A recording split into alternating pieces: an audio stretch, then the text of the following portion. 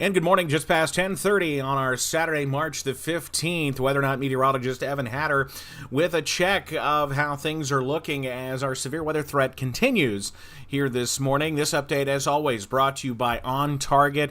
If the worst does come to pass and you do have some storm damage or water damage thanks to flooding, give these folks a call at that number right above my head, 270-693-3600. That is their emergency line, and they will get you the help that you need if you do end up having some severe weather troubles out there today.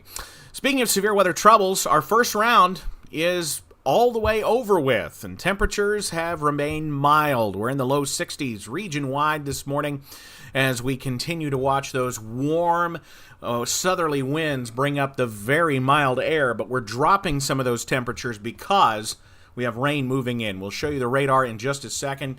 These are sustained winds off the Kentucky Mesonet this morning, 10 to 15 miles per hour, with some of our northern locations getting closer to that 20 mile per hour mark. This is outside of any storms, and these are sustained winds. You factor in the gusts, we're gusting between 20 and 30 miles per hour, and that is why that wind advisory is in place, especially as we head a little bit later on tonight. Look at the radar this morning, just rain out there as we work through the early hours or I should say the late morning hours on our Saturday and into our Saturday afternoon. Some areas of lightning there into portions of into Butler County and into Edmonson County this morning. Lightning flash there in the eastern parts of Allen County. But for the most part, things are looking okay. But you see the active weather on to the south. A severe thunderstorm on top of Paducah right now. But I think as we head into the afternoon hours, our main threat is going to evolve from the potential for damaging winds and isolated tornadoes to more of a heavy rain threat as we go through the morning hours. In fact, let's show you the last 100 frames of motion. You see those very strong supercells from this morning. This was 2:30, 3 o'clock this morning, barreled through Evansville, but you notice they moved off to the north and east. They affected the Louisville area. Plenty of severe hail reported in the Louisville metro area this morning, but for the most part, we have stayed on the dry side. But we have brought up the next round of rain as that area of low pressure gets organized to our south, really bringing up the warmth, the moisture, and that is where we're seeing the widespread development of showers and a few thunderstorms as we head through the morning. In fact, look already off to the south.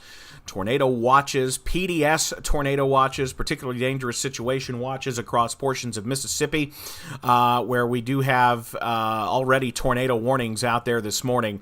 And I think it is going to be a long, long day for the folks down to the south. For us, our severe weather risk is much lower, but it is not zero as we head through the remainder of our day today and into the afternoon. It's not an all-night event for us at all, but it is something we will need to watch carefully as we head through the afternoon hours. Just checking the latest reports from the National Weather Service. We had nothing overnight. Most of the reports were concentrated into the north central parts of the state and into southern Indiana, where some of those showers and thunderstorms stayed rowdy. That was a widespread tornado outbreak out to our west last night. Those storms didn't ever really lose their rotation, but they lost the ability to put tornadoes on the ground really quickly as they entered the unfavorable environment that we had across Wobbles and across much of the middle Ohio Valley. So that has been the saving grace in that the environment has been somewhat mitigated by just the general geography and the dynamics this morning. We'll talk about that. This is the current surface map out there this morning. Actually, before we get to the surface map, let's talk about what we're seeing out there. We talked about it on the radar, and this is our camera network showing you 8 cameras all throughout the region. Rain falling from our Morgantown camera, our D93 Skycam overlooking downtown Bowling Green. Same thing as you head over to the Sky Soccer Complex on Lover's Lane. The WKU Wide Scroll Weather Nest Cam on Van Meter Hall looks particularly overcast and cloudy. Russellville from our WIUS camera, raindrops on the camera lens, same thing our Sexton Bin Builder Skycam in Gold City, but you see that camera shaking.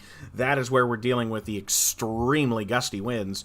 Barron River Lake camera from WPBM watching very rainy skies across portions of Edmonson County, northern Edmonson County, and same thing as you head out to the west, the Reed Dossie House Skycam in Brownsville.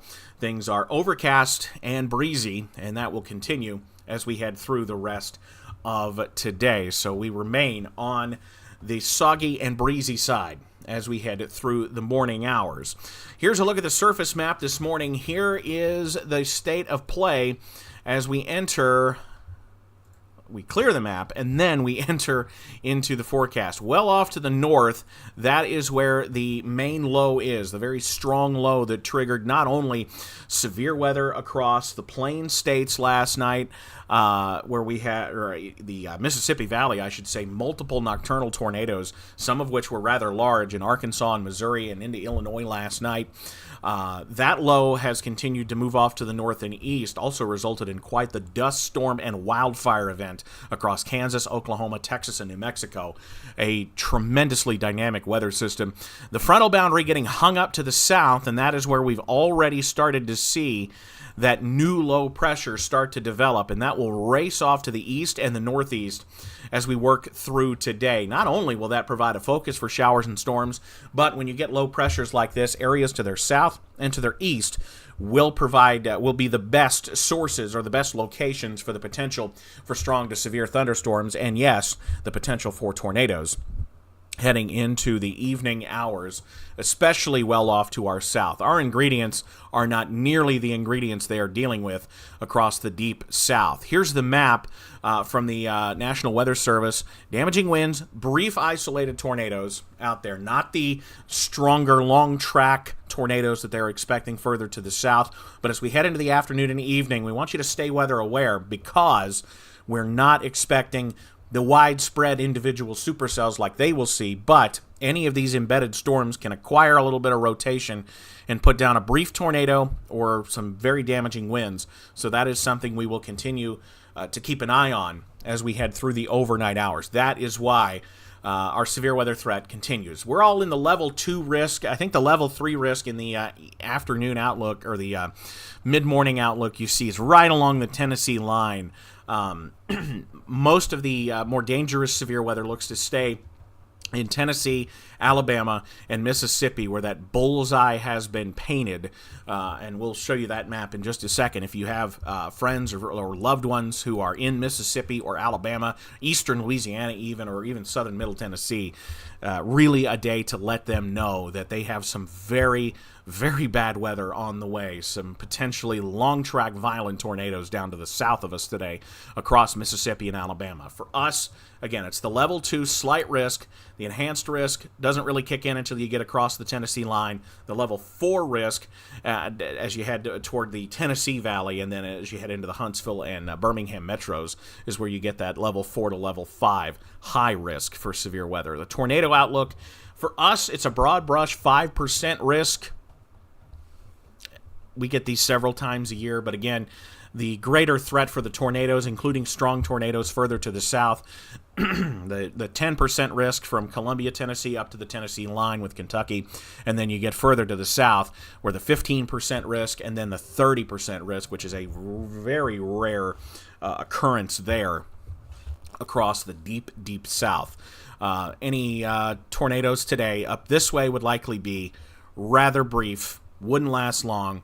But again, we need to watch them because they're kind of hard to predict because they don't last very long. They can sometimes touch down and go back up within a radar scan, which happens every 2 to 3 minutes. But if it happens to touch down right on top of your house, you got problems. And that's something we'll need to watch heading through the afternoon. I don't expect a widespread severe weather outbreak this far north, but the potential for damaging winds and heavy rain and a brief spin-up still on the table, in addition to, like I said, the heavy rain and the potential for some flash flooding. So we get these risks. We get this level of risk several times a year. This is nothing unusual for us, but what is unusual is what's happening down to the south, where it looks like a widespread violent tornado outbreak looks to be possible across Mississippi and Alabama.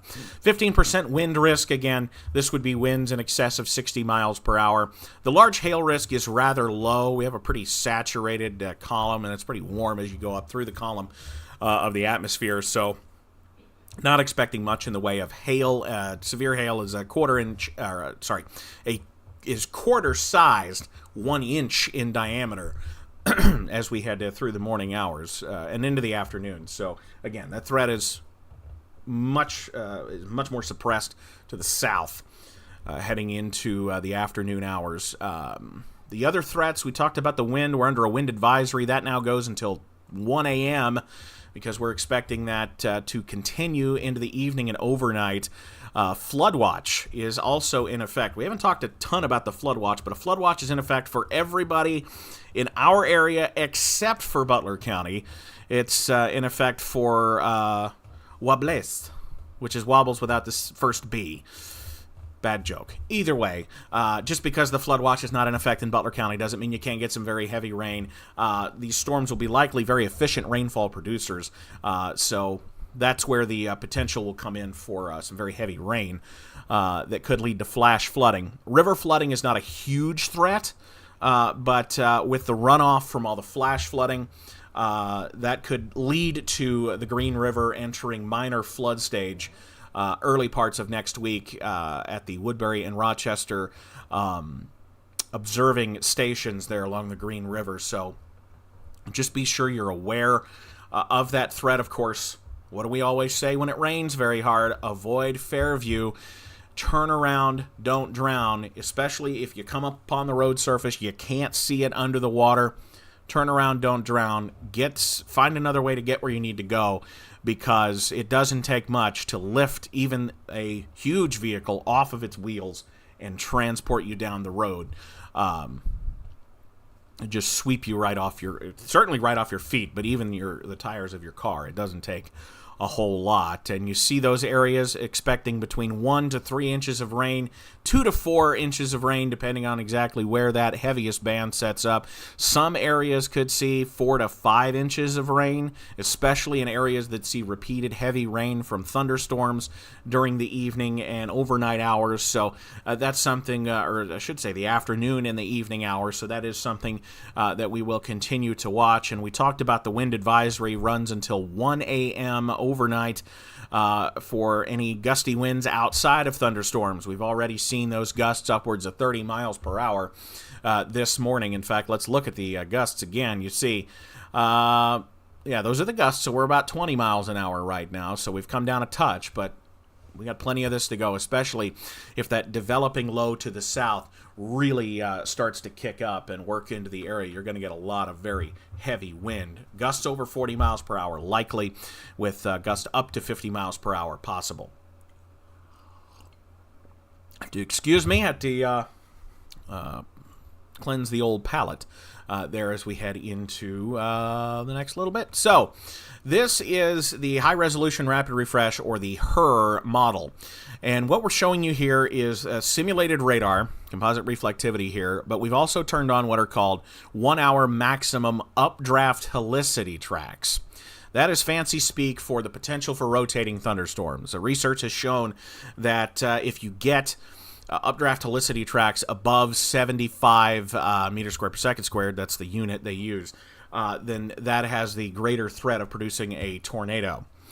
Just because you see those tracks doesn't mean that the model thinks that will produce a tornado. That is not how the models work, and the models can't get that granular. But it gives you an idea of where the worst of the weather is going to be. Areas you see these little darker shaded, as I gotta clear this off again. We'll switch to let's go with a black color pen. Areas you see these little tracks right here, Middle Tennessee into Mississippi, into Louisiana. Those are the updraft helicity tracks. This just shows us the potential for thunderstorms to rotate, and this is valid. This is from this morning's kind of longer run, goes out 48 hours, and this is valid as of 11 o'clock this morning Central Time. So again, I think it's handling this okay, where it is seeing the more intense rainfall to the south and the kind of shield of rain pushing up through the region. I think it's handling this rather well, and you kind of get that forced line to push through. So let's see as the HRRR works through today. You notice it kind of brings one of those little cells working through here, but again, our ingredients are not nearly as favorable. I didn't pull it up, but if you look at the energy helicity index or the significant tornado parameter, you notice that the best environment kind of moving to the north already before it develops to the south. So last night's kind of threat fades as it moves off to the north, and then we're kind of gapped, if that makes sense. If we have enough time, I may pull it and see what we can do there. But again, you notice the more intense